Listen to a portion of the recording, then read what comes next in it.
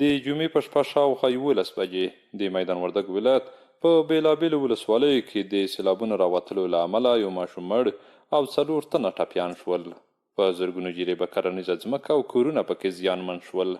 سیلاب ځپلي وایي سیلابونه یې هر څه له ځانه سره یوړل. دوی له اسلامي امارات او خیریه مؤسساتو د مرستو غوښتنه کوي.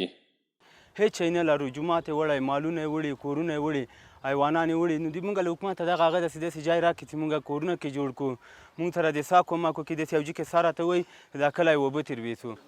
دا کورونه هم تخریب سوي او دلته خو نور د استوګنې ګزاره هم نه کېږي چې استوګنه وشي، ټول خوړ د دغه د خپله وینې. اسلامي امارت نه موږ دا درخواست کوو باید یو ځای راکړي چې موږ هلته خپل کورونه سرپناوې جوړې کړو سره. تقریبا شپږ اووه جریبه مځکه ده چې دا اوس موږ او تاسو پکې ولاړ یو.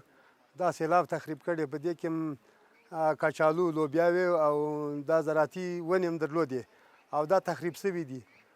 د مالونو شی هم نه لرو او د خوراکي مواد هم موږ نه لرو. موږ له مؤسساتو او امارات څخه دا غوښتنه ده چې موږ سره مرستې وکړي. د یاد ولایت مسؤلین وایي د سیلابونو له امله د میدان وردګ ولایت په بېلابېلو ولسوالیو کې شاوخوا 80 کورونه وران او زرګونه جریبه کرنیزه ځمکه تخریب شوې ده. دوی ډاډ ورکوي چې ژر به زیانمنو سیمو ته مرستې ورسوي.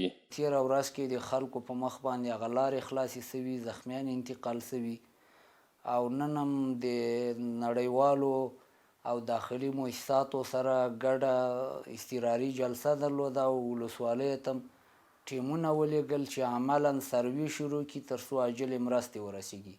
په پام کې ده چې د هر شهید او د ټپي دپاره به انشاءالله په نږدې وختو کې نغدي مرسته وکړو او هغه کورونه او کورنۍ چې متضررې سوي دي، حاصلات خراب سوي، کورونه تخریب سوي دي، په مختلفو بخشو کې به دوی ورته خوراکي، غیر خوراکي مواد، د څښاک د اوبو په برخه کې، د صحت درملو په برخه کې پوره تصمیم او هوډ لرو چې دا مواد به موږ ورته رسوو.